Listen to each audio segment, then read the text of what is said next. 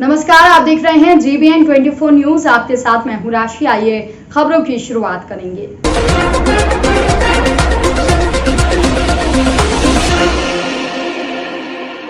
मऊरानीपुर को मिनी अयोध्या के रूप में जाना जाता है। नगर पालिका मऊरानीपुर द्वारा विजयादशमी के पर्व पर उसी मिनी अयोध्या की सरयू नदी अर्थात सुखनई नदी के तट पर स्थित मेला ग्राउंड में रावण दहन का कार्यक्रम बहुत ही भव्यतापूर्वक किया गया, जहां एक ओर सुखनई नदी सौंदर्यीकरण के नाम पर नगर पालिका मऊरानीपुर द्वारा करोड़ों रुपए का खर्च सुखनई नदी के घाट निर्माण कर नगर के समस्त गंदे नालों को सुखनई नदी में छोड़ दिया गया, जो आम जन मानस के लिए अभिशाप बन गया है। लोगों का जीना मुश्किल हो गया है। सुखनई नदी से मात्र लगभग 50 मीटर की दूरी पर स्थित सराय की अम्बे माता जी का मंदिर है, जहां नवरात्र व अन्य त्योहार पर मां के श्रद्धालुओं का तांता लग रहता है। दुर्भाग्य नगर पालिका मऊरानीपुर द्वारा किया गया विकास भी उन सभी श्रद्धालुओं के लिए सुबह सुबह का दुर्गंध युक्त वातावरण मुसीबत बन गया है। जी हां, आपको बता दें कि सुखनई नदी में रुका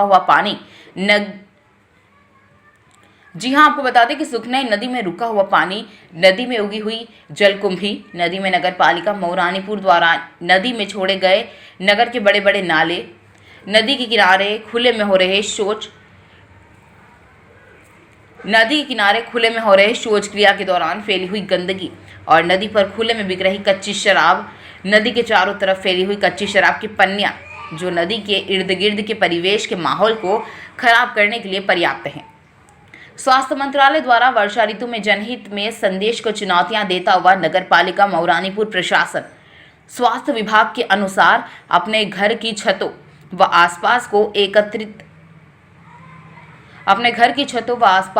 पानी को एकत्रित न होने दे, गंदगी को एकत्रित न होने दें, जिससे डेंगू, मलेरिया व संक्रमित बीमारियां नहीं पनपती। पर यहाँ तो ऐसा प्रतीत होता है कि आ बेल मुझे मार अर्थात सुखनई नदी से लगभग 50 मीटर से सटे हुए नगर में हो रहे नगरवासियों के लिए नगर पालिका मऊरानीपुर प्रशासन का डेंगू, मलेरिया जैसी घातक संक्रमित बीमारियों को बढ़ावा देने के लेकर पहले से अच्छी खासी तैयारियां चल रखी है।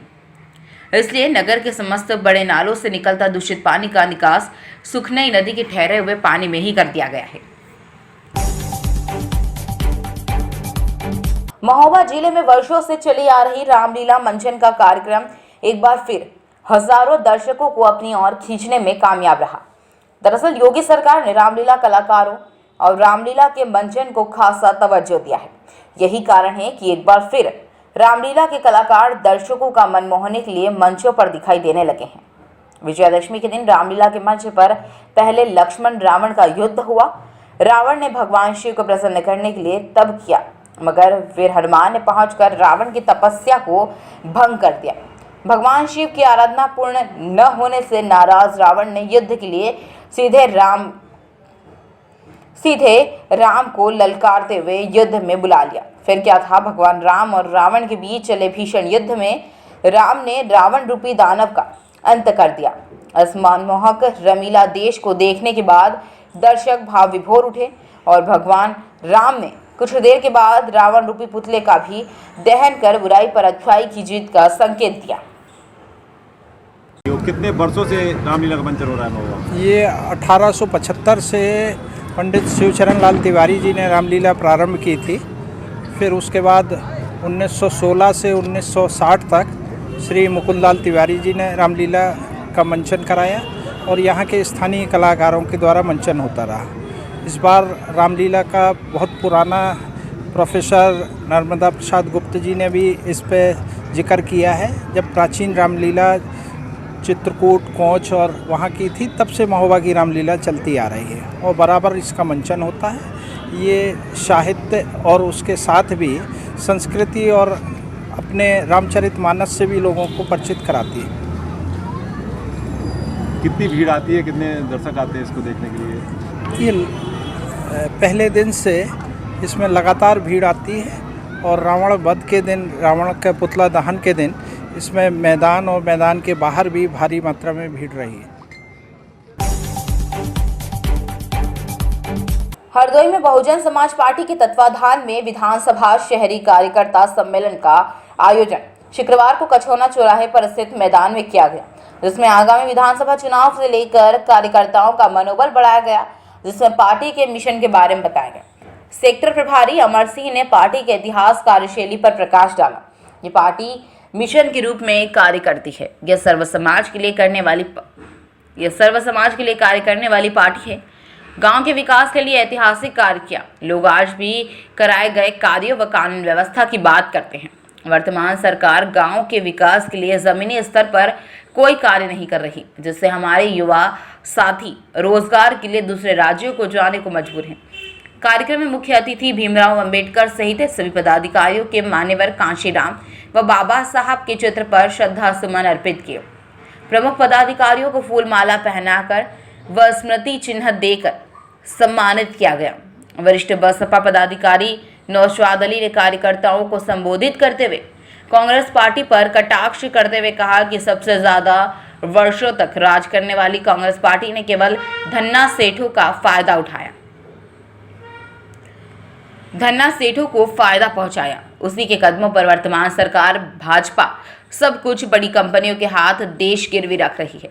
जब चुनाव का समय आता है तब अच्छे दिन आते हैं। हम लोग अच्छे दिनों की पीड़ा को झेल रहे हैं। बांटो राजनीति पर कार्य कर लोगों को गुमराह करने का कार्य कर रही है। समाजवादी पार्टी सरकार के दौरान कानून व्यवस्था चौपट हो जाती है। देश में दंगे शुरू हो जाते हैं। अधिकारियों की दिन दहाड़े हत्या कर दी जाती है। उन्होंने जिला कमेटी, विधानसभा कमेटी, पदाधिकारियों की सहमति से क्षेत्र के पासी समाज के सरल स्वभाव, क्षेत्रीय सक्रिय कार्यकर्ता, युवा साथी तिलक चंद्र पासी को विधानसभा बालामऊ का प्रत्याशी घोषित किया, जिन्हें सभी कार्यकर्ताओं ने गर्मजोशी से स्वागत किया। पूर्व एमएलसी डॉक्टर रामकुमार कुरेल ने कहा कि सभी आज से घर घर जाकर चाय की दुकान, बाजार संबंधित व्यक्तियों, सर्व समाज से मिलकर बसपा की नीतियों की चर्चा कर तिलक चंद्र पासी के समर्थन में भारी मतों से जिताने की अपील की। इस अवसर पर मुख्य अतिथि भीमराव अंबेडकर ने कहा, जातिवाद, पूंजीवाद, सामंतवादी व्यवस्था को बदलने के लिए बसपा पार्टी को मजबूत करना है। प्रत्याशी तिलक चंद्र पासी ने सभी का आभार व्यक्त किया। कार्यक्रम का संचालन वरिष्ठ बसपा कार्यकर्ता मोहम्मद तैयब एडवोकेट ने किया। उत्तर प्रदेश की पूर्ण बहुमत की मुख्यमंत्री बनेगी, इसको दुनिया की कोई ताकत नहीं रोक सकती। आप सभी लोग बड़े पैमाने पर इधर इकट्ठे हुए हैं। इस विधानसभा सीट से माननीय बहन कुमारी मायावती जी ने अपने एक सिपाही को, अपने कार्यकर्ता को आपकी झोली में डाला है। आपकी जिम्मेदारी है कि तिलक चंद जी को आप विधायक बनाकर माननीय बहन जी की झोली में वापस डालेंगे। आप सभी का हृदय से स्वागत और अभिनंदन करते हुए मैं अपनी बात समाप्त करता हूँ। आज जनपद महोबा के चरखारी कोतवाली क्षेत्र के अंतर्गत आने वाली कई ग्राम पंचायतों में मूर्ति विसर्जन कार्यक्रम हुआ, जिसमें चौकी प्रभारी अनूप पांडे ने अपनी सेवा भाव से तथा समाज में प्रेम पूर्वक हिंदुत्व त्योहारों को मनाने की अपील की और श्रद्धापूर्वक मूर्ति विसर्जन का कार्यक्रम सफल कराया।